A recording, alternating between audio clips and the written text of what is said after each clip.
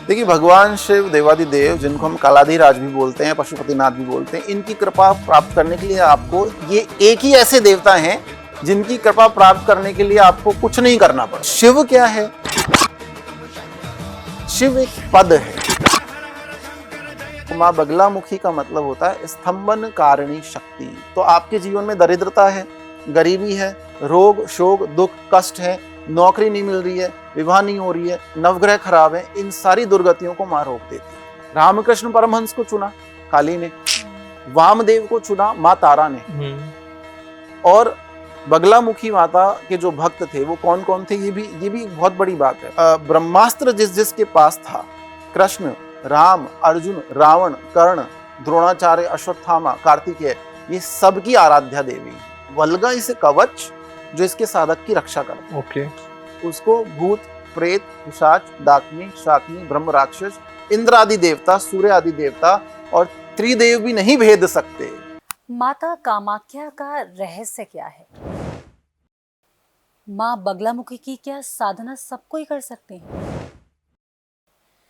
और बिजनेसमैन ही ज्यादा उनकी साधना क्यों करते हैं? नमस्कार, मेरा नाम है अंशिका और बहुत स्वागत है इस पॉडकास्ट की सीरीज में आप सभी का। आज का पॉडकास्ट बहुत अलग होने वाला है। अभी तक हमने ज्योतिष की बात कर ली है, लाल किताब की बात कर ली है और बहुत सारे विषयों को हमने टच कर लिया है। लेकिन आज का जो पॉडकास्ट है बिल्कुल अलग होगा, क्योंकि आज हम बात करेंगे तांत्रिक साधनाओं के बारे में। बात होगी माँ कामाख्या देवी की जी। साथ ही साथ बात करेंगे माँ बगलामुखी के बारे में कि इनका स्वरूप क्या है, क्या मैं और आप इनकी साधना कर सकते हैं या नहीं कर सकते, या तांत्रिक साधना ही इनकी की जाती है।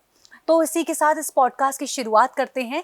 हमारे साथ बहुत खास मेहमान उपस्थित हैं, एस्ट्रोलॉजर केशव दत्त पंडित जी, जो कि माँ बगलामुखी और कामाख्या माँ के साधक हैं। उनका स्वागत करते हैं, बहुत कुछ आज उनसे जानने को है। नमस्कार सर, बहुत स्वागत है। कैसे हैं आप? मैं ठीक हूँ, आप बताइए। एकदम बढ़िया सर। फाइनली आज आप हमारे पॉडकास्ट में आए हैं। लोगों की बहुत डिमांड थी कि बगलामुखी माँ के ऊपर पॉडकास्ट कीजिए और फाइनली आप बैठे हैं आज। देखिए, जब भगवती की कृपा होती है तभी दो लोग मिल पाते हैं, चाहे वो कितनी ही दूरी पे बैठे हो। और माँ के लिए तो ऐसा बोला जाता है, दुर्गा दुर्गति नाशनी। अगर आप माई की शरण में जाएंगे, अगर आप देवी की शरण में, किसी भी देवी की शरण में आप जाएं, चाहे दशम महाविद्या जो हमारे तंत्र शास्त्र में बताई गई हैं, या नव दुर्गाओं की शरण में आप जाएं, आपकी दुर्गति का सबसे पहले नाश हो जाता है। तो जब भगवती की मर्जी होती है, जहां मर्जी होती है वहीं दौड़े चले आते हैं। बिल्कुल सच में। तो भगवती की मर्जी कब हुई कि आप उनकी शरण में गए? देखिए, सबसे पहले तो यहाँ जन्म पत्रिका, जन्म कुंडली एक प्रभावी माध्यम है, उसको भी आपको समझना पड़ेगा। जो आराध्य या देवता जिसकी साधना आपके प्रारब्ध में है, अर्थात आप पूर्व जन्म से लेकर आए हैं, वो आपको अपनी साधना में अपने आप खींच लेगा। अच्छा। यहाँ पे एक लॉ काम करता है, स्मॉल मैग्नेट बिग मैग्नेट, जैसे इसको मैनिफेस्टेशन बोलते हैं। ये तो एक नया वर्ड, आधुनिक वर्ड हो गया। आप अपनी जन्म पत्रिका को उठाइए, उसको देखिए, उसका पंचम और नवम भाव कैसा है। 5th हाउस जो होता है वो ईष्ट देवता के लिए माना गया है, और 9th हाउस आपका भाग्य स्थान है। तो अगर आपकी जन्म पत्रिका में बृहस्पति उच्च के हैं या अच्छे हैं, या फिर आपकी जन्म पत्रिका में चंद्रमा अच्छे हैं, तो ये दोनों मिलकर गजकेसरी योग बनाते हैं। और गजकेसरी योग जो है वो भगवती की साधना आपको देता है। चंद्रमा माता का कारक है, आपको माता की साधना मिलेगी। बृहस्पति अर्थात गुरुदेव जो हैं वो नारायण के कारक हैं, विष्णु जी के कारक हैं, क्योंकि उनका वर्ण कलर क्या है, पीला है। और पीताम्बर कौन है, विष्णु जी। तो आपको जिस देवी की साधना मिलेगी वो लक्ष्मी स्वरूपा होगी। तो माँ बगलामुखी चंद्रमा से संबंधित भी है और नारायण शक्ति भी है। तो बगलामुखी की सात्विक साधना करने के लिए आपके पास गुरु चंद्र योग होना चाहिए। अगर गुरु चंद्र योग नहीं है तो फिर गुरु कृपा आपके ऊपर होनी चाहिए। और अगर माई ने ये डिसाइड कर लिया, भगवती ने ये सोच लिया है, ठान लिया है कि मुझे इस बालक को अपनी शरण में लेना है, तो फिर कोई योग की आवश्यकता नहीं, फिर सारे योग निष्फल हो जाते हैं और माई का आशीर्वाद जो है वो सफल हो जाता है। तो कब ये आशीर्वाद सफल हुआ, थोड़ा आपकी जर्नी के बारे में थोड़ा और हमें बताइए। देखिए, मध्य प्रदेश एक ऐसा क्षेत्र है, वहाँ भगवती बगलामुखी के कई सिद्ध पीठ हैं, सिद्ध मंदिर हैं। तो उन्हीं में से एक मंदिर है जहाँ पे मुझे, जब मैं बालक था तो मुझे किसी ने बताया, भाई गर्मी की छुट्टियां, चलो वहाँ पे थोड़ा घूम के आते हैं। तो हम एक रिजॉर्ट या होटल में जाके रुके, 4-5 मित्र, और किसी ने बोला बहुत फेमस माँ बगलामुखी का मंदिर है। तो मैंने कहा चलो दर्शन करते हैं। On that time I was not at all interested in God, okay. I am telling you. क्योंकि मुझे अपना प्रारब्ध ही नहीं पता था कि इन लकीरों में क्या लिखा हुआ है। बिल्कुल। तो मैं वहां चला गया और मई जून का महीना था और बुंदेलखंड में आपको पता है बहुत तपती हुई गर्मी पड़ती बिल्कुल, है, बिल्कुल। चिलचिलाती गर्मी पड़ती है। So I was standing in the queue और फिर मुझे ये पता बताया गया कि ये राजसत्ता की देवी हैं, ये अपने भक्त के सारे कष्टों को दूर कर देती है। अब मैं बालक 17-18 साल का, तो मुझे ये अपने मन में फील हुआ कि आप कष्ट दूर करती है। मैं पसीने में नहा गया इस लाइन में खड़ा खड़ा, आप मेरा कष्ट दूर करो। ऐसे तो मैं दर्शन नहीं करूंगा आपके, आप राजसत्ता की देवी हैं तो मैं तो राजा बन के दर्शन करूंगा। अब बालक का भाव तो ऐसा ही होता है ना, आपने यशोदा कृष्ण की बात भी सुनी होगी। तो मैं वहां से बिना दर्शन किए वापस आ गया। अच्छा। और जब मेरी वो यात्रा खत्म हो गई, next time I went there और उन्होंने कुछ ऐसी व्यवस्था कर ली, या माई ने मेरी सुन ली, या भगवती ने बालक की पुकार, साधक की पुकार सुन ली। मेरे दर्शन भी हुए, मुझे प्रसाद भी मिला, मुझे दीक्षा भी मिली और मैं वहीं स्थापित हो गया। Okay, great. तो इसका मतलब ये है कि जो पराशक्ति है, देखिए माँ बगलामुखी, आप हमारी यात्रा तो वहीं से शुरू हुई। उसके बाद माई गुरु महाराज हमें मिले, उन्होंने दीक्षा शिक्षा दी, अलग अलग क्षेत्रों में जाके हमने अलग अलग शिक्षा गुरु बनाए, ज्ञान मिला, कामाख्या से दीक्षा मिली।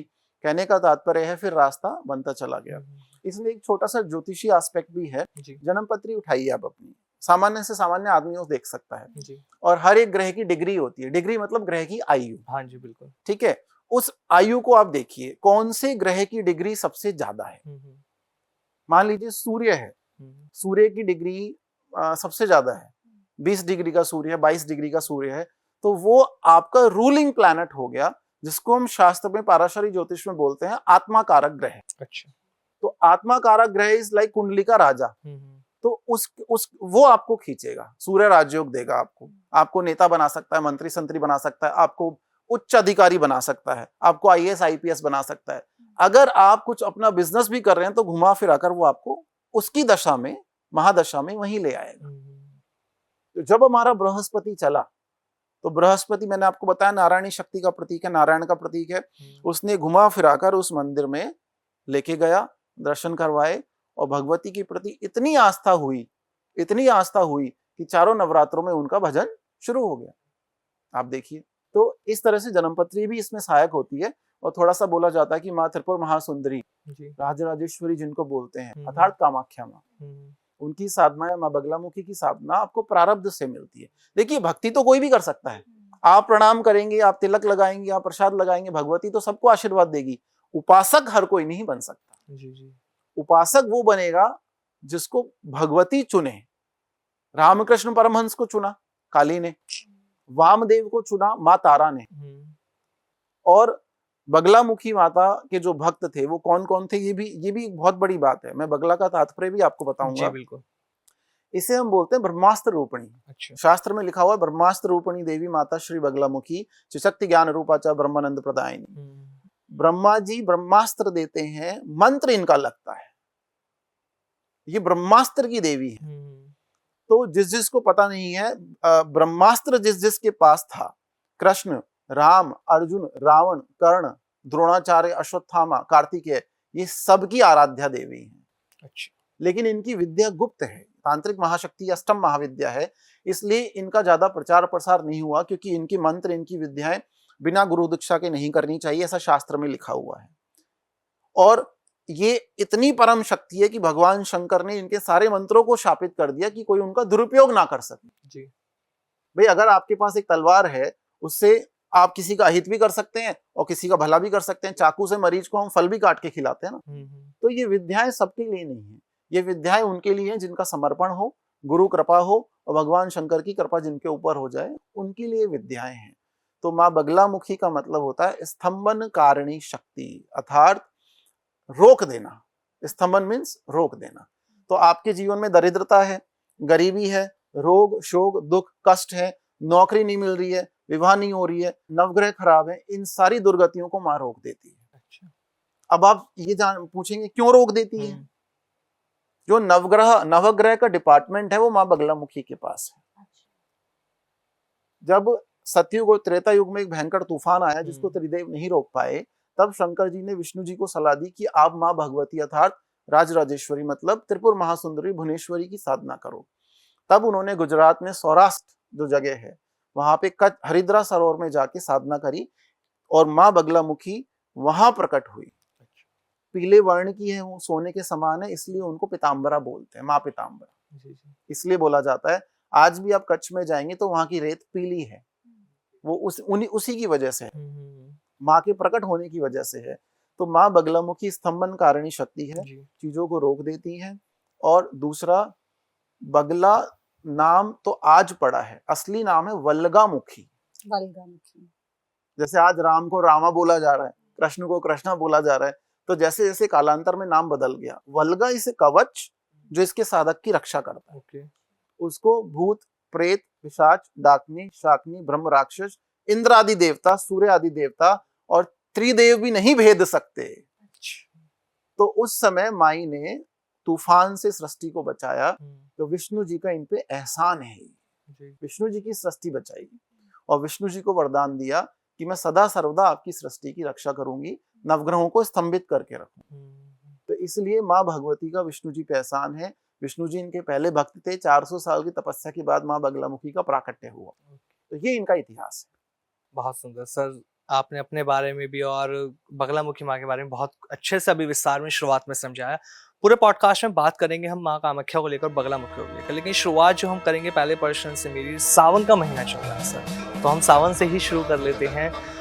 भगवान शिव, इनकी कृपा पाने के लिए हम क्या करें कि सावन का जो महीना है पूरे महीने में और इसके बाद भी देवों के देव महादेव की कृपा हमारे पर बनी है। देखिए, भगवान शिव देवादिदेव, जिनको हम कालाधिराज भी बोलते हैं, पशुपतिनाथ भी बोलते हैं, इनकी कृपा प्राप्त करने के लिए आपको, ये एक ही ऐसे देवता हैं जिनकी कृपा प्राप्त करने के लिए आपको कुछ नहीं करना पड़ता। अच्छा। नहीं, आपको फूल, पुष्प, फल, नैवेद्य, पत्र कुछ नहीं, आपके पास भाव होना चाहिए। अच्छा। आपके अंदर डिवोशन होना चाहिए कि आप भगवान शंकर को देखें और आपके नेत्रों से अश्रु बह जाए। अगर ऐसा भाव आपके पास है तो ये सबसे बड़ा प्रसाद है उनके। जो सृष्टि, आप ये हम जो सृष्टि, देखिए इससे पहले आपको समझना पड़ेगा, हम ये मान लेते हैं कि भगवती या भगवान शंकर जो हैं वो सृजन करते हैं, वो हमारा पालन पोषण करते हैं, लेकिन हम ये नहीं मान पाते कि सृष्टि का संहार भी वही करते हैं। तीनों चीज़ों की कर्ता धर्ता वही है। जब आप नहीं थे यहाँ पर तब भी आदि योगी थे भगवान शंकर।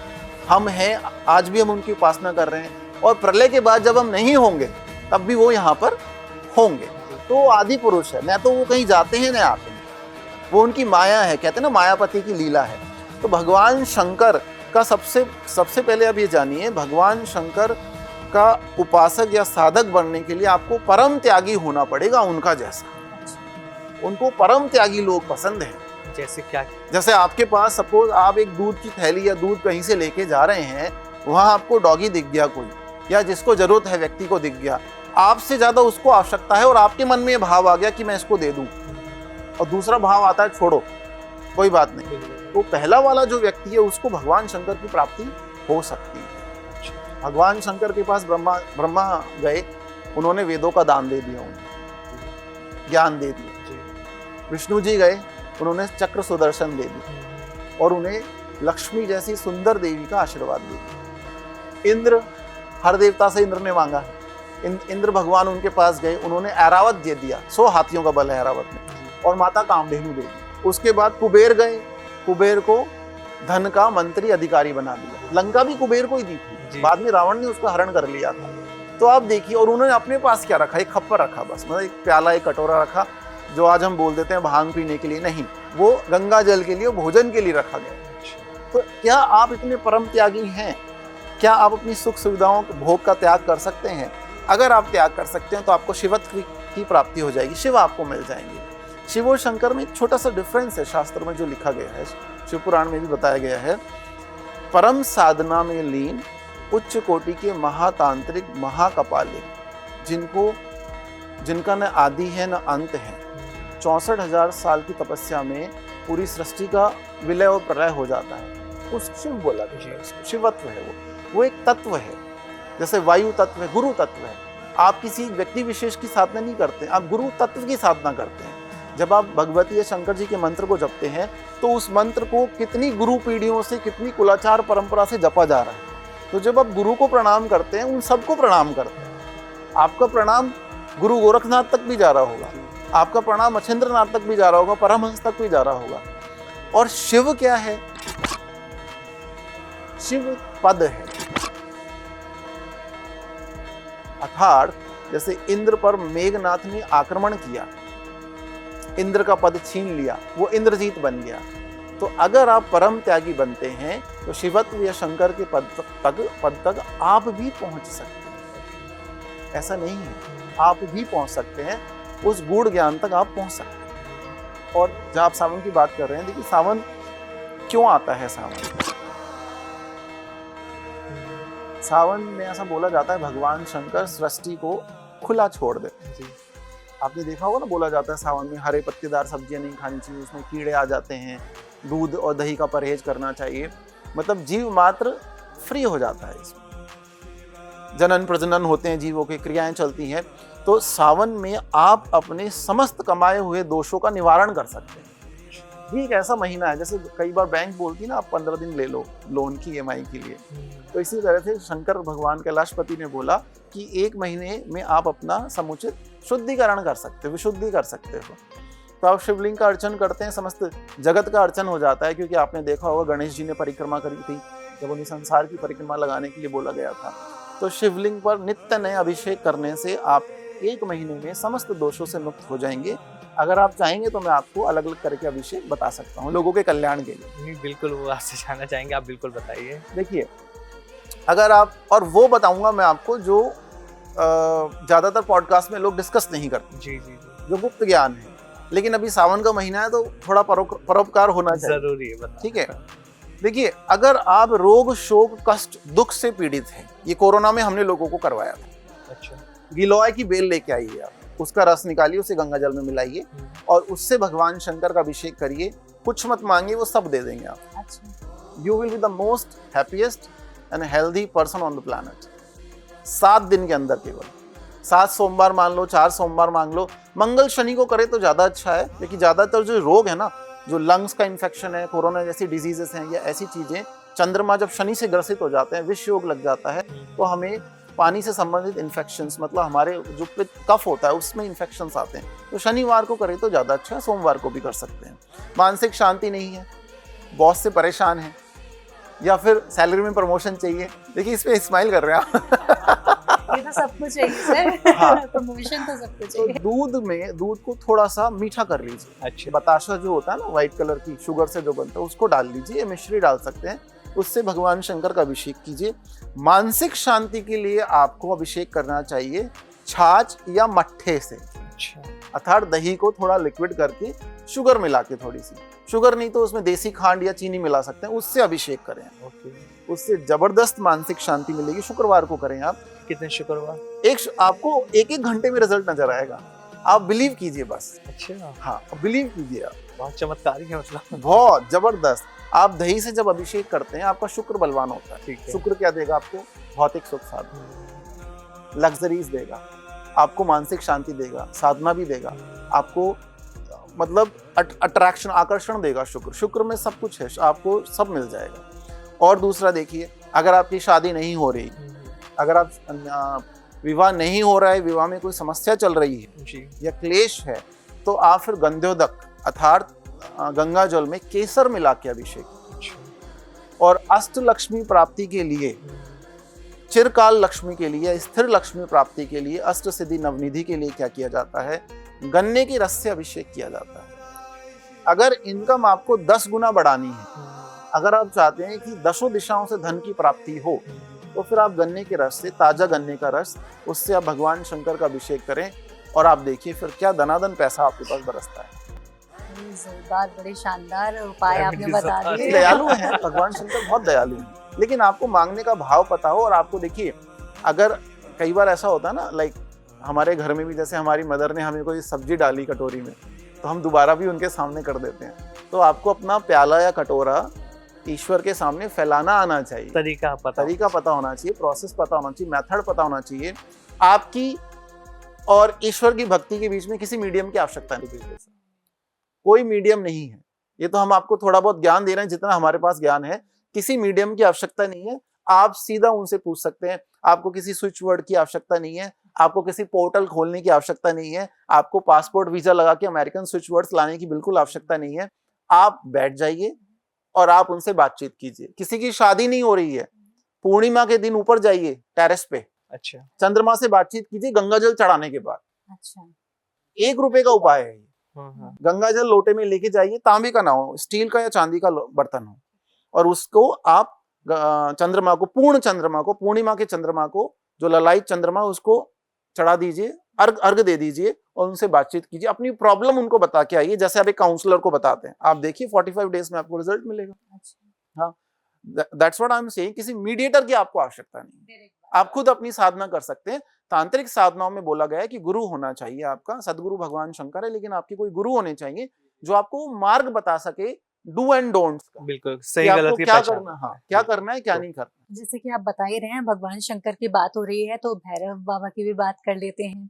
सभी भैरव में से बटुक भैरव को क्यों उतने ज्यादा फेमस बताए गए हैं? सब उन्हीं की बात कर रहे होते हैं। देखिए, बटुक का मतलब क्या है? बटुक का मतलब है बालक, बच्चा। जैसे बालाजी, मैं तो मेहंदीपुर बालाजी की नगरी के आसपास से बिलोंग करता हूँ। तो मेहंदीपुर बालाजी, जैसे बालाजी हम बोलते हैं तो बाला का मतलब बच्चा होता है, उनका बाल स्वरूप है वो। इसी तरह से बटुक, जैसे राजा बलि का जब विष्णु जी वामन अवतार में आए थे, बटुक के अवतार में आए थे, छोटे बालक के अवतार में आए थे। बटुक भैरव मतलब बच्चा भैरव। अगर आप किसी फ्लाइट में या ट्रेन में जा रहे हैं और बच्चा आपको परेशान कर रहा है, आप क्या बोलेंगे उसे?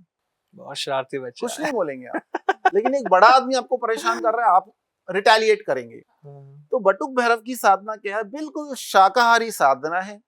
उड़द के दही बड़े चढ़ाकर ये प्रसन्न हो जाते हैं। अच्छा। गाय के, हाँ, कोई मदिरा चढ़ाने की आपको आवश्यकता नहीं है। मदिरा काल भैरव को लगती है, उसके विधान है अलग अलग। और मदिरा, पहले ये मदिरा बोतलें लेके नहीं पहुंच जाते थे लोग। इस बारे में भी संक्षिप्त में आपसे जानना देखिए, है। मदिरा नहीं है, वो है कारण, सुरा बोलते हैं उसको, अमृत। वो बनाया जाता था घर में पहले, अच्छा। जल डाल के, शहद डाल के, गुड़ डाल के और अर्क डाल के गुलाब का, उसमें लेश मात्र 1-2 बूंदे डाली जाती थी। अच्छा। अब वो बनाने आप बैठेंगे, आपके ऑफिस का टाइम हो जाएगा शायद, तो लोग क्या करते हैं कि तुरंत वहां से लाके चढ़ा देते हैं। बॉटल की कोई देवी देवता आपसे मदिरा का, आपने, हम जब बोलते हैं माँ को मदिरा चढ़ती है, माँ कालिका को मदिरा चढ़ती है, यस चढ़ती है, बलि चढ़ती है कामाख्या में, लेकिन उस व्यक्ति की दीक्षा होती है बलि की। अच्छा। वो परम तांत्रिक हो सकता है, वो शमशानवासी हो सकता है, उसकी दक्षिण मार्ग की सात्विक साधना नहीं होगी, उसका मार्ग होगा वाम मार्ग। वाम का मतलब होता है उल्टा, वामा का मतलब होता है कालिका, तो उसका कालिका का मार्ग है, उसका तारा का मार्ग है। पहुंचेंगे दोनों एक ही डेस्टिनेशन पे, लेकिन उसका मार्ग अलग है, तामसिक मार्ग है। लेकिन मदिरा पीने वाला तो अशुद्ध हो गया ना। देखिए, ये वही बात आ गई है, ये हमारा दृष्टिकोण हमें बदलना पड़ेगा। भगवान श्री राम के जो कुल मुनि थे, जो कुल गुरु थे वशिष्ठ, वो माँ तारा को साधने के लिए निकले और सात्विक मार्ग से 16,000 वर्ष तक माँ तारा सिद्धि नहीं हुई। तब भगवान शंकर ने उन्हें बताया कि माँ तारा सुंदरी, जिनका शक्तिपीठ वीरभूमि जिले में है, बंगाल में, वो केवल और केवल तामसिक मार्ग से सिद्ध हो सकती है। उस समय फिर उन्होंने पंचकुंडी आसन बनाकर माँ तारा को सिद्ध किया। देखिए, ज्यादातर लोगों में वैष्णव ग्रंथों का ज्ञान है। जब आप तांत्रिक ग्रंथ पढ़ेंगे, तंत्र राजतंत्रम, भूडामर तंत्र, कल्पतरु तंत्र, मंत्र महोदनी, तो आपको पता लगेगा कि ये भी एक शास्त्र है। तंत्र का मतलब क्या? It's a process. जैसे मंत्र है देवता की आत्मा, जो यंत्र आप देखते हैं वो क्या? देवता का शरीर है। किसी भी शिवालय को अगर आप ड्रोन कैमरे से देखेंगे तो यंत्र जैसा दिखेगा, लाइनें दिखेंगी, षडदल दिखेगा उसमें। तो ये अलग अलग मार्ग हैं। अब देखो, लोगों ने अपनी सुविधा के हिसाब से भांग को शंकर जी से जोड़ दिया, मदिरा को भैरव से जोड़ दिया। ऐसे ये गलत है। ये कलयुग में गलत धारणाएं शुरू हो गई हैं। जितने भी देवता हैं, सारे देवताओं को आप गाय के खोए या दूध से बनी खीर से प्रसन्न कर सकते हो। सर, इस पर और हम जानेंगे, पहले एक बार बटुक भैरव को और थोड़ा सा डिटेल में बता दीजिए कि उनको क्यों उतना माना जाता है। देखिए, बटुक भैरव को हम बच्चा भैरव बोलते हैं। ये किसी के भी दरबार में घुस जाते हैं और आपके लिए कुछ भी ला सकते हैं। अच्छा। हाँ, इनको कोई रोक टोक नहीं। अच्छा, क्योंकि बालक, हाँ, बालक हैं, इनके लिए कोई नियम नहीं है। इनको कोई द्वारपाल क्षेत्रपाल नहीं रोक सकता। ये किसी के भी दरबार में घुस जाते हैं। आपने अर्जी लगाई, ये कैलाश पे खेल रहे हैं, तुरंत शंकर जी को बोला, काम हो गया आपका, कि मेरे भक्त ने ये बोला है। ऐसे ही गणेश है। अच्छा, तो ये बालक स्वरूप में है ना, तो ये चंचल है, तुरंत फलदायी हैं, जल्दी रिजल्ट दे देते हैं। बच्चे को आप चॉकलेट देके बोलोगे बेटा एक पीस मुझे दे दो, वो बिना सोचे विचारे आपको दे देगा। तो ये सामाजिक ताने बाने से दूर हैं। अच्छा। जैसे हिंदी में हम बोलते हैं दुनियादारी। हम्म, तो आप इनकी साधना करेंगे, सात्विक साधना है। और बटुक भैरव का अंश अवतार या बटुक भैरव ऐसे हैं कि तुरंत आपके प्रसन्न हो जाएंगे वो, और किसी भी दरबार से कुछ भी आपको लाके दे देंगे। अच्छा। इसीलिए इनकी साधना अच्छी मानी गई है। सर माँ कामाख्या को लेकर मेरे को आपसे जानना था। कहते हैं कि अगर आपको माँ कामाख्या को प्रसन्न करना है तो उनको बकरे की बलि दी जाती है, जिससे वो प्रसन्न होकर अपने भक्तों पर कृपा देती है। क्या सच है? मतलब माँ को प्रसन्न करने के लिए बकरे की बलि दी जाएगी? देखिए ऐसा है, आपको एक शास्त्र समझना पड़ेगा पहले तो। जी। There is a huge difference between Devi and Mahavidya, अच्छा। है ना। ये शास्त्र आपको समझना पड़ेगा। जब हम या आप बोलते हैं कि हमने ऐसा सुना है, जी। तो क्या आपने किसी विश्वास पात्र सोर्स से सुना है या हमने इधर से उधर से ही सुन लिया, ये बिल्कुल, इसमें बिल्कुल। देखना पड़ेगा। देखिए माँ दुर्गा, माँ पार्वती या सती का जो स्वरूप था, उनका इस सृष्टि में जन्म हुआ, उन्होंने कुलाचार परंपरा निभाई, उनका विवाह हुआ, तो वो मात्र स्वरूप में पूजी जा सकती। आप नव दुर्गाओं की पूजा करो, आप माँ दुर्गा की पूजा करो, उनको ये बलि विधान से कोई मतलब नहीं। बिल्कुल। ठीक है, वो माँ स्वरूप में आप उनको पूज सकते हैं। हाँ। उसमें आपको आरती पढ़ने के लिए, चालीसा पढ़ने के लिए किसी गुरु की आवश्यकता नहीं है। लेकिन जब हम महाविद्याओं की बात करते हैं, आपको ये देखना पड़ेगा वो अजन्मना है, अर्थात उनका सृष्टि में जन्म नहीं हुआ, प्राकट्यकरण हो, प्रकट हुई वो, अच्छा। राक्षस का संहार किया और लुप्त हो गई। ठीक है। तो महाविद्याओं को आप समझ सकते हैं परमाणु बम की तरह है। परमाणु बम नाम देख के नहीं छोड़ा जाता, जी, जी। वो हमारा भी यही कर सकता है, सामने वाला का भी यही कर सकता है। और इसी का ज्ञान देने के लिए गुरु होने चाहिए कि आपको कौन सी देवी की साधना आपको सूट करेगी और आपको कौन सा मार्ग अपनाना चाहिए। सबसे सर्वोत्तम मार्ग है दक्षिण मार्ग, अर्थात सात्विक मार्ग, जिसमें आप माई को पंचोपचार पूजन करते हैं, षोडशोपचार पूजन करते हैं, अच्छी सामग्री नैवेद्य सुगंधित इत्र चढ़ाते हैं और भगवती प्रसन्न होती है। ऐसा करने से क्या होगा, शनिदेव नाराज नहीं होंगे, बलि का प्रकोप नहीं लगेगा। अच्छा, अच्छा। कुछ ऐसे धाम है, जैसे माँ कामाख्या का आप जब स्वरूप देखेंगे ना, हम्म, कोई फोटो में नहीं मिलेगा, वो शास्त्र में मिलेगा स्वरूप। अच्छा। वो स्वरूप कैसा है वो समझिए आप पहले। बिल्कुल समझे। बोलते हैं कामाख्या काम संपूर्ण है, समस्त कामनाओं की पूर्ति के लिए, समस्त भोगों की पूर्ति के लिए माँ भगवती त्रिपुर महासुंदरी राज राजेश्वरी परापट्टारिका षोडशी कामाख्या की पूजा की जाती है। ये इनका पूरा नाम है। अच्छा।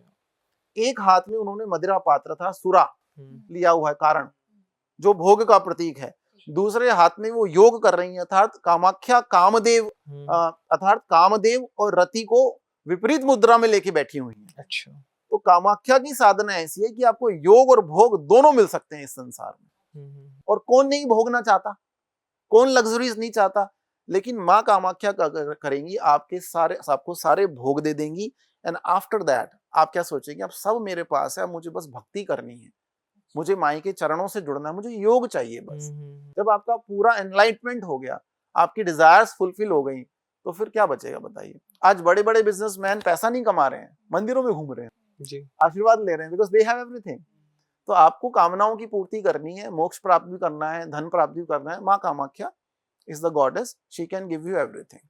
लेकिन उनका स्वरूप ऐसा है कि उन्हें मदिरा पसंद है, उन्हें नृत्य पसंद है। जैसे कामाख्या मंदिर के लिए एक बहुत बड़ी सेइंग है, ज्यादातर लोगों को नहीं पता होगा क्योंकि ये बहुत गुप्त बात है।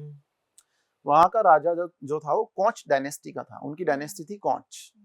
तो रात्रि संध्या समय जो आरती होती है, उस समय पुजारी भी उस समय आंखों पे पट्टी बांध के आरती करते थे माई। और माई नृत्य प्रिय है, पशुमांस प्रिय, नृत्य प्रिय है, तो वो नृत्य कोई नहीं देख सकता था। लेकिन उस समय वो राजा ने चुपचाप छुपके से नृत्य देख लिया, भगवती ने श्राप दिया, वो अंधा हो गया, उसकी आंखें चली गई। आज भी कौच डायनेस्टी, जनजाति बोलते हैं वहां पे, उस डायनेस्टी को श्राप है कि वहां पर जो पैदा होता है उस कौच जनजाति में, उसकी आंखों में कोई ना कोई डिफेक्ट जन्मजात होता है। और उस डायनेस्टी की रानी ने ये कोशिश करी कि उस मंदिर में प्रवेश करे, वो पूरा मंदिर घूम के चली गई, अंदर प्रवेश नहीं कर पाई। वो लोग आज भी मंदिर में प्रवेश नहीं कर पाते, मंदिर तक पहुंचते पहुंचते पैरों में दर्द हो जाएगा, कोई ना कोई रुकावट आ जाती है। ये भी तो कहते हैं ना सर कि उधर की तरफ देख भी नहीं सकते हैं, जब उनको निकलना होता है उधर हाँ। से, तो वो छतरी वगैरह खोल करके अपना मतलब कैसे भी कि उस तरफ दृष्टि भी ना जाए, क्योंकि माँ का हाँ। श्राप है। क्योंकि दृष्टि जाती है तो उनको फिर थोड़े प्रॉब्लम्स होना शुरू हो जाते हैं, तो ये श्राप है। तो मैंने ऐसे लोगों को देखा है कि भाई जब जिसका बुलावा आता है वही कामाख्या जा पाता है, ऐसा बोला जाता है, जिसका बुलावा आया वही कामाख्या जा पाया। कितने लोगों ने हमारे साथ जाने के टिकट बनाए, लेकिन उनकी फ्लाइट कैंसिल हो गई, ट्रेन कैंसिल हो गई, और हमें 3 महीने में 7 बार दर्शन हो गए। तो ये माई के ऊपर है, माई किसको, कृपा के ऊपर है। देखिए कृपा के ऊपर है, सर जैसे कि जब माँ कामाख्या की जब बात आती है ना, तो उनको तांत्रिक सिद्धियों से तो जोड़ा ही जाता है, क्योंकि उनका जो मंदिर परिसर है 10 महाविद्याओं का भी वहीं पर है।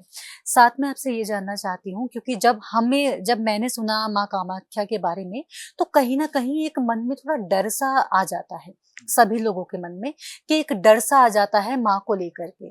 तो वहाँ पर जब जाने की सोचते हैं, तो एक तो होता है प्रेम वात्सल्य, जब हम वैष्णो देवी जाने की सोचते हैं, तो बहुत एक अच्छा सा लगता है कि बड़ा प्यारा सा माँ का दरबार होगा, माँ के दिव्य स्वरूप के दर्शन होंगे, बड़ा अच्छा लगेगा। लेकिन जब कामाख्या माँ की बात आती है, एक अंदर डर सा रहता है कि कहीं ऐसा तो नहीं होगा कि अगर वहां पर जाएंगे तो कोई तांत्रिक सिद्धि हमारे ऊपर भी हो जाएगी, या कुछ तांत्रिक हमारे साथ घट जाएगा। बड़ा डर का सा माहौल है, इसको थोड़ा सा ठीक कीजिए, बताइए क्या करना है। देखिए, पहली बात तो ये है कि माँ जो है उससे हमारा ममता का संबंध होता है, उसके रूप या कलेवर से हमें कोई मतलब नहीं होता। वहां पर थोड़ा तांत्रिक नहीं, आप जो मंदिर जाता है उसको पता है वहाँ कोई तांत्रिक किसी से कोई बातचीत नहीं करते हैं। माँ कामाख्या के जो मुख्य पुजारी होते हैं वो परम सात्विक होते हैं। हाँ, ये भ्रांतियां फैला दी गई, ये भ्रांतियां फैला दी गई। जब आप खुद जाएंगे आप देखेंगे ऐसा कुछ नहीं है। अच्छा, अन्य मंदिरों की तरह वहां भी दुकानें लगी हुई हैं, वहां भी पंडित बैठे हुए हैं, हवन जप यज्ञ सब चल रहे हैं। अच्छा, तो ये जो तथाकथित तंत्र से जोड़ के दिखाया गया है, जैसे मेहंदीपुर बालाजी का मंदिर है, उज्जैन महाकाल का मंदिर है, माँ कामाख्या का मंदिर है, माँ तारा का मंदिर है, कारण क्या है उसका? ये सारे के सारे जो मंदिर हैं, दशम महाविद्याओं के मंदिर हैं, ये शमशान पे बने हुए हैं। अच्छा, सबसे पहले आप ये जानिए, भारत में 4 महाशमशान माने गए हैं। उज्जैन महाकाल का मंदिर शमशान पे है, तारापीठ का मंदिर शमशान पे है, रजरप्पा झारखंड जिसमें माँ चिंतपूर्णी का शक्तिपीठ है, छिन्नमस्तिका बोलते हैं उनको, वो शमशान पे है। माँ कामाख्या का मंदिर शमशान भूमि पे है। तो जहां शमशान की बात आ जाती है तो हमारा भोजन वैसे ही छूट जाता है। बिल्कुल। तो ये थोड़ा सा आप देखिए, शमशान को परम पवित्र बताया गया है। ऐसा नहीं है कि आप शमशान के सामने से निकल जाएंगे और आपको कोई भूत प्रेत लग जाएगा। भाई आपका ईष्ट है, आपके सत्कर्म है, आपका प्रारब्ध है। आप ये क्यों भूल जाते हैं कि 24 घंटे में हमारा जो ईष्ट है जिसको हम भजते हैं वो कितनी चीजों से हमारी रक्षा करता है, कितने दानवों से, कितनी ढैया साढ़े साथियों से हमारी रक्षा करता होगा। माँ कामाख्या और माँ बगलामुखी ब्रह्मांड की सबसे सुंदर दिखने वाली देवियां हैं। उनका रूप और वर्ण इतना जबरदस्त है, बोलते हैं 1000 कोटि सूर्य, कोटि का मतलब 1 करोड़ सूर्य का जितना प्रकाश होता है उससे भी दुगना प्रकाश है उनमें। अच्छा, इसलिए भगवती से भयभीत होने की आवश्यकता नहीं है, तंत्र से भयभीत होने की आवश्यकता नहीं है। तंत्र इसे सेटअप, अच्छा, देवियां तांत्रिक ही हैं सारी। अच्छा, माँ वैष्णवी भी तांत्रिक है। माँ वैष्णवी अष्ट मात्रिकाओं में आती हैं, जैसे अष्ट भैरव हैं ऐसी अष्ट मात्रिकाएं हैं, माहेश्वरी, कौमारी, महिषमर्दनी, वैष्णवी, महालक्ष्मी। इसी तरह से अष्ट भैरव है, रुरु भैरव, क्रोध भैरव, उन्मत्त भैरव, चंड भैरव, कपाल भैरव, संहार भैरव, भीषण भैरव। एक बात आपको ध्यान रखनी पड़ेगी इसमें, जो पॉइंट है, ये सतयुग नहीं है, त्रेता युग नहीं है, ये कलयुग है। ग्रहों में कलयुग का राजा राहु को बोला गया है। राहु किसी भी सौम्य देवता से नहीं डरता है। अच्छा, ये आशीर्वाद है उनको भगवान शंकर का। भगवान शंकर के गले में जो सर्प है उसका मुख राहु और पूंछ केतु है, तो पुत्र तुल्य है भगवान शंकर के लिए। और उनकी माता सिंहिका वो राक्षसी थी, जब माता सीता का पता लगाने के लिए हनुमान जी समंदर पार कर रहे थे तो एक राक्षसी के मुंह में जाकर वापस आए थे वो। तो इसलिए राहु के लिए बोला जाता है सिंहिका गर्भ संभूतम चंद्रादित्य विमर्दनम, शेरनी के पेट से पैदा हुआ है। और चंद्रमा मतलब चंद्रमा और सूर्य इन दोनों को पर ग्रहण लगाता है राहु। तो जब सूर्य चंद्र राहु का कुछ नहीं बिगाड़ सकते तो कलयुग में राहु का कोई कुछ नहीं बिगाड़ सकता। जैसे कई हमने ज्योतिषाचार्य देखे हैं बोलते हैं कि राहु को कंट्रोल करने के लिए करे, कोई कंट्रोल नहीं कर सकता राहु को। अच्छा, आप कैसे कंट्रोल कर लेंगे? शनि को आप कंट्रोल ही नहीं कर सकते, आप कृपा ले सकते हैं उनकी। देखिए राहु, अब ये टॉपिक थोड़ा सा भिन्न चला गया लेकिन ये व्यूअर्स के लिए बताना बहुत जरूरी है। अगर आपको कोई बोलता है कि राहु को कंट्रोल करो, शनि को कंट्रोल करो, हाथ जोड़ के मेरी विनती है आप इनको कंट्रोल, रावण ही नहीं कर पाया कंट्रोल। सही बात। जो परम सिद्धियों का स्वामी था, निकुंबला जिसकी देवी थी, वही कंट्रोल। शनिदेव ने तो भगवान श्री राम को भी कष्ट दिया वनवास का। तो आप कंट्रोल नहीं कर सकते, आप कृपा प्राप्त कर सकते हैं जब आप अहंकार और घमंड में ऊपर उड़ने लगते हैं। तो ये दोनों प्लैनेट्स आपको जमीन दिखाते हैं कि आप नीचे बैठिए, डाइनिंग टेबल पर नहीं, किचन में बैठ के भोजन करिए, वहां अग्नि कोण है, उससे आपकी जठर अग्नि प्रबल होगी, पाचन अच्छा होगा, बीमारियां दूर होंगी। बिल्कुल। गरीबों की मदद कीजिए, अनावश्यक पैसा ना उड़ाएं। तो वो आपको शिक्षा देने के लिए आते हैं, आपका अहित करने के लिए नहीं आते हैं। जब आप दुर्गतियों में लग जाते हैं, व्यसनों में लग जाते हैं, मदिरा पान कर, जो मतलब प्रॉब्लम्स में आप जाते हैं, तो शनि और राहु आपको सद्बुद्धि देने के लिए आते हैं। तो ये आपके शत्रु नहीं है, ये मित्र हैं, आपके परम मित्र हैं। इसीलिए ये जो युग है वो राहु का युग है। राहु केवल रौद्र देवताओं की सुनता है। शास्त्र के हिसाब से जिनके हाथ में हंटर है, मतलब पार्श्व है, किसके पास है? पंचमुखी हनुमान के पास है, काल भैरव के पास है, शंकर का कोई भी रूप, माँ कालिका के पास है और माँ बगलामुखी के पास है पार्श्व। गदा, मुदगर, पार्श्व और एक हाथ में जिह्वा है। इन चारों की शरण में आपको जाना ही पड़ेगा अगर आप कलयुग का कष्ट निवारण चाहते हैं। तो अभी जो बहुत मतलब कुछ ही समय से माँ कामाख्या और माँ बगलामुखी बहुत ट्रेंड में, एक तरह से सब लोग उनकी पूजा के लिए जा रहे हैं, सब लोग उनको पूज रहे हैं। क्या इसका क्या कारण है? यही कारण है कि आजकल जो है, जैसे कि आपने बताया कि राहु किसी से नहीं डरते, वो उन्हीं से डरते हैं, तो क्या इस वजह से ये समय की मांग है उनकी पूजा करना? देखिए, समय की मांग तो है ही, क्योंकि कलयुग में लोग सबसे ज्यादा तो लोगों में एंजाइटी है, डिसऑर्डर्स है, डिप्रेशन है, अलग अलग तरह की बीमारियां हैं। आज कैंसर फीवर की तरह हो गया, हर जगह फैल रहा है। अगर ईशान कोण में आपका टॉयलेट है, अगर घर में वास्तु में ईशान कोण में आपने टॉयलेट बनाया हुआ, तो कैंसर के पूरे चांसेस हो सकते हैं। ईशान कोण पे पहले गंगा जल रखने के लिए, दीपक जलाने के लिए देवता का स्थान बोला गया था। अगर ईशान कोण में आपने मुख्य द्वार बना दिया, तो वहां लोग स्लीपर लेके, चप्पल लेके आते रहेंगे, तो प्रॉब्लम होगी आपको। तो ये जो हमारा जो बायोलॉजिकल क्लॉक है या फिर हमारे जीवन की दिनचर्या है जो डिस्टर्ब हो गई है, इससे क्या हुआ कि देवताओं को पूजने वाले सब छोड़ने के बाद फिर देवताओं की शरण में जाने को बाध्य हो गए हैं। हनुमान जी की सबसे ज्यादा मंदिर राजस्थान में मिलेंगे आपको, बालाजी मिलेगा, चूरू में है, सालासर है, और हनुमान जी के बहुत बड़े बड़े मंदिर वहां पर हैं। ठीक है, आप देखिए राजस्थान के लोग, बोला जाता है ऐसा, बहुत मेहनती होते हैं, लाल मिट्टी है वहां की। अगर किसी को ढैया साढ़े साती परेशान कर रही है, अगर किसी को ढैया साढ़े साती शनिदेव की परेशान कर रही है, तो वो राजस्थान के किसी हनुमान मंदिर में चले जाए, अच्छा, वहां का प्रसाद खा ले। वहां की मिट्टी ऐसी है, वहां हनुमंत की इतनी कृपा है, रामदूत की, कि आपकी ढैया साढ़े साती वहीं छोड़ के आप आएंगे। शनिदेव उनसे ही तो डरते हैं। नहीं, डरते नहीं है, सम्मान करते हैं उनका। शनिदेव किसी से नहीं डरते। जी। शनिदेव ने पार्वती का महल देखा, जला दिया, वो जलाना नहीं चाहते थे, उनकी दृष्टि ऐसी है। शनिदेव उनका सम्मान करते हैं, क्योंकि रावण से मुक्त कराया ना उन्होंने नवग्रहों को।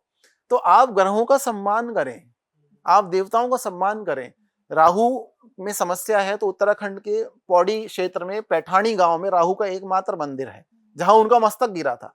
आप वहां पूजा अर्चना कर सकते हैं। आप माँ भगवती कामाख्या, माँ बगलामुखी, भगवान शंकर को अपराजिता के फूल चढ़ाएं, जो ब्लू कलर के होते हैं। अपराजिता के फूल चढ़ाने से राहु आपका कंट्रोल होता है। मंदिरों में तो जाना पड़ेगा, देवताओं के सामने झुकना पड़ेगा। अगर आपको भोग चाहिए, योग चाहिए, अगर आप नहीं जाते तो कोई बात नहीं, कर्म प्रधान रहें आप अपने कर्म पे फोकस करें। माला का जप करना, देवताओं को प्रसाद चढ़ाना, वो भी तो कर्म ही है। तो अगर आपके कर्म अच्छे हैं, अगर आप प्रारब्ध अच्छा लेके आए हैं, साथ साथ कर्म भी आपके अच्छे हैं, तो आपका देवता आपके हृदय में ही वास करने लग जाए। तो जैसे आपने मंत्र जप की बात करी, अगर कोई बगलामुखी मंत्र का जप करता है तो इससे क्या कोई किसी तरह की विशेष सिद्धि प्राप्त कर सकता है? ये सिद्धि शब्द आजकल बड़ा जैसे ट्रेंडिंग में। हाँ, ट्रेंड में है सिद्धि। हमारे तो एक परिचित है जिन्होंने अपनी बच्ची का नाम रिद्धि सिद्धि रख लिया, और जुड़वा बच्चियां हुई, अच्छी बात है। सिद्धि तो देवियों की दासियां हैं जी। आप ये जरूर ध्यान रखें, ऐसा लिखा गया है शास्त्र में। सिद्धि परिचारिका अस्ति, परिचारिकाएं हैं, परिचारिका मतलब दासियां। तो आपको ये तय करना पड़ेगा कि आप माई के चरणों की तरफ भागना चाहते हैं या दासियों को प्राप्त करना चाहते हैं। बिल्कुल बिल्कुल। विश्वामित्र तो सिद्ध नहीं कर पाए, और कलयुग में हम ये दावा करते हैं कि हमने सिद्ध कर लिया माँ भगवती को। माँ भगवती को कोई सिद्ध ही नहीं कर सकता जब तक वो सिद्ध ना होना चाहे। अच्छा। तो आपने सिद्ध नहीं किया, आपने उनकी कृपा प्राप्त कर ली। अच्छा। आपने जब पूजा पाठ, होम हवन, अभिषेक किया और माई मुस्कुरा गई, उन्होंने किसी को भेज दिया, जाओ मेरे बालक का काम करके आओ। तो आप उसको चाहे सिद्धि बोल लो, आप उसको चाहे रिद्धि बोल लो, चाहे कृपा बोल लो, वो माई की कृपा से प्राप्त हुआ है। माई की कृपा जब तक रहेगी तब तक रहेगा, माई उसे कभी भी ले सकती है। अच्छा। तो सिद्धि बोलने से व्यक्ति में अहम आ जाता है, जी जी। तो हमें कृपा बोलना चाहिए। अभी आपने थोड़ी देर पहले सात्विक एक शब्द का इस्तेमाल किया था। बगलामुखी माँ की अगर कोई सात्विक साधना करता है, एक तो लोगों को सबसे पहले ये नहीं पता होता एक्चुअल में कि अगर हम कोई भी साधना कर रहे हैं उसका तरीका क्या है। कुछ ना कुछ त्रुटियां हो जाती हैं जिससे दुष्परिणाम भी देखने को हमें मिल जाते हैं। तो बगलामुखी माँ की अगर सात्विक साधना हम करते हैं तो प्रक्रिया क्या है? कौन से मंत्रों का हमें जप उसमें करना होता है? क्या विधि होती है? कैसे हमें पालन करना है? ये थोड़ा आप हमें बताएं। देखिए, महाविद्याओं के मंत्र, रुद्रयामल तंत्र एक शास्त्र है जिसमें भगवान शंकर ने माता पार्वती को एक ज्ञान दिया है हाँ। कि महाविद्याओं के मंत्र पूरी तरह से शापित हैं। जब तक आपको पूर्ण शाक्त कोलाचारी उपासक अच्छा गुरु नहीं मिलता है, देवियों का साधक अच्छा गुरु नहीं मिलता है, तब तक आप इन मंत्रों का जप नहीं कर सकते हैं, नहीं तो योगिनियां फिर परेशान करती हैं। अच्छा। हाँ, तो इसलिए मतलब ये कैमरे पे बताने के लिए भी वर्जित किया गया है। शास्त्र में लिखा हुआ मरणम भवेत, आज के टाइम पे मतलब कष्ट आएगा आपको। अच्छा। लेकिन माँ भगवती बगलामुखी के असंख्य असंख्य मंत्र है, एकाक्षरी, चतुराक्षरी, अष्टाक्षरी, अच्छा। भक्त मंदार विद्या, 36 अक्षरी, मूल मंत्र राज। लेकिन ये सब गुरु आपको बताएंगे कि आपको क्या चढ़ाना है, कौन से समय पे बैठना है, कौन सा स्नान होना चाहिए। भगवती की साधना के लिए भी कुएं के जल से स्नान होता है, औषधीय स्नान होता है। ये नहीं आपने कोई कुछ भी ऐसे आप स्नान कर लिया।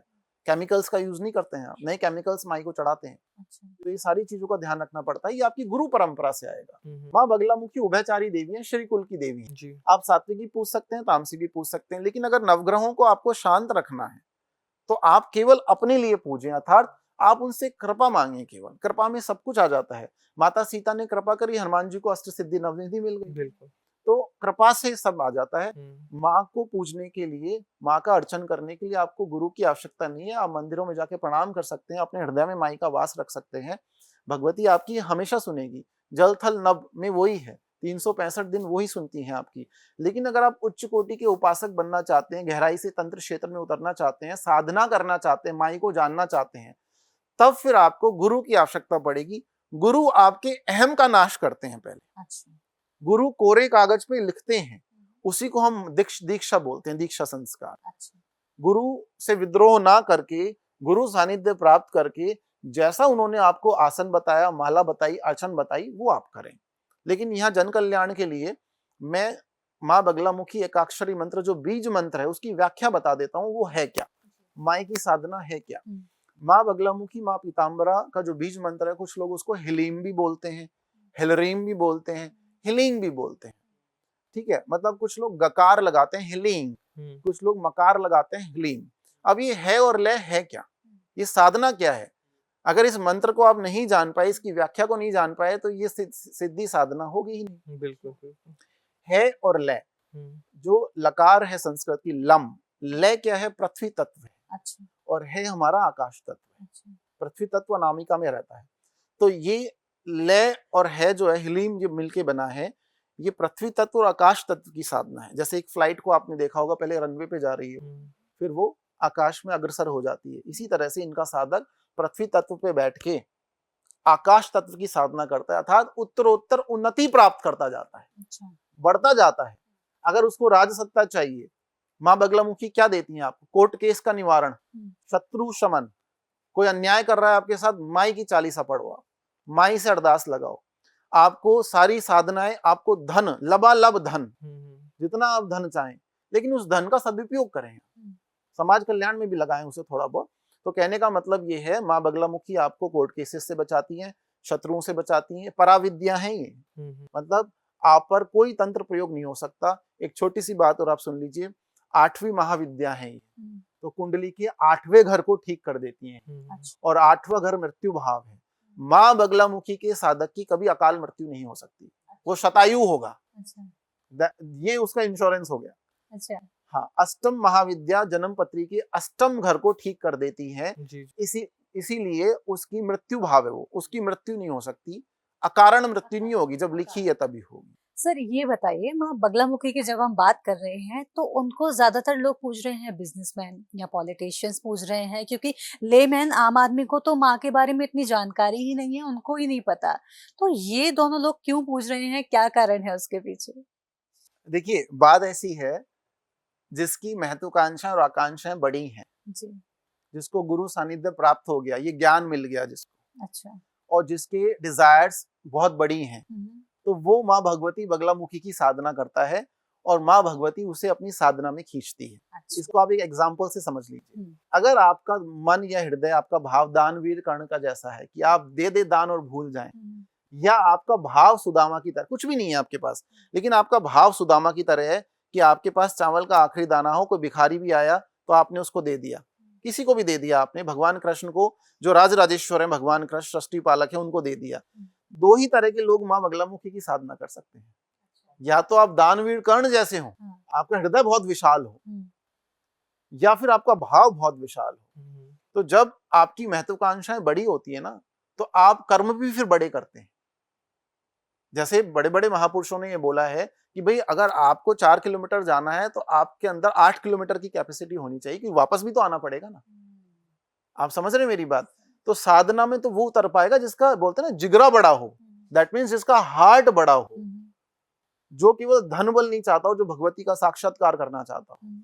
तो साधना उनके लिए है, जो आपने प्रश्न किया, साधना उनके लिए है। आप बोल रहे हैं बिजनेसमैन क्यों पूछ रहे हैं, उन्हें पूंजीपतियों को पूंजी चाहिए, नाम चाहिए, यश ऐश्वर्य शोहरत चाहिए। आपको भी अगर ये चाहिए, किसी को भी चाहिए, सामान्य जनमानस को, वो भगवती की साधना में आ सकता है। अच्छा। लेकिन हमारी डिजायर्स बड़ी भी तो होनी चाहिए ना। बिल्कुल बिल्कुल। अगर आप कूप मंडूक है, अगर हम कूप मंडूक हैं, कुएं के मेंढक हैं, हमें पता ही नहीं समंदर भी है कहीं, तो फिर हम भगवती के बारे में 95% लोग जान भी नहीं पाएंगे। वो सृष्टि में आएंगे इस क्रम में और चले जाएंगे, उन्हें पता ही नहीं होगा भगवती के बारे में। ये तो बिरलों को ही पता होता है। तो क्या ये कोई साइन हो सकता है देवी माँ का, क्योंकि हम लोगों को भी इतना नहीं पता था। जैसे अगर हम ये समझें, क्योंकि माँ बगलामुखी को समझने का मौका अब आपसे हमें मिल रहा है, बहुत अच्छे से डिटेल में अब उनको समझ पा रहे हैं। क्या ये हमारे लिए भी कोई साइन है कि हमें उनकी उपासना करनी चाहिए, उनको पूजना शुरू कर देना चाहिए? क्या हो सकता है? देखिए, हमारे पास कई बार ऐसे कॉल्स आते हैं लोगों के कि हमें ऐसा आभास हुआ। अब ये उन्हीं की भावना है, जी। हम इस पे कोई टीका टिप्पणी नहीं करते। जैसा वहां से हमें बताया गया, सर्व किया गया, वैसा हम परोस रहे हैं जी जी। कि हमें माई ने स्वप्न में दर्शन दिए थे, भगवती ने साक्षात्कार कराया कि हम इनकी साधना में लगे, ऐसा करें, ये गलती हो रही है, इसे सही करो, जो भी। तो आप सब अपना प्रारब्ध लेकर आए हैं, हम सब अपना प्रारब्ध लेकर आते। जी। अगर पास्ट कर्मा में हमें जो साधना मिली है, अगर वो साधना कहीं ना कहीं छूट गई, तो वो साधना आपको यहाँ मिलेगी। जो वृंदावन जा रहे हैं उनकी वो साधना वहां से आ रही है, कर्मों से, पास्ट कर्मा से आ रही है। अच्छा। जो हरिद्वार जा रहे हैं, जो शिवालय जा रहे हैं, देवालय जा रहे हैं, पीठों पे पहुंच रहे हैं, उनको कोई ना कोई आभास हुआ। हम्म, जैसे बोलते हैं ना, हमारी आंखें खुल गई, हम्म, तो वो आभास कराने वाली भी माँ है।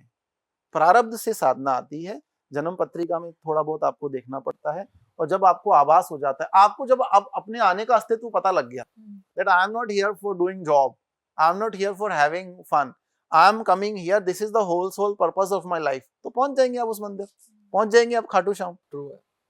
कहीं भी पहुंच जाएंगे आप।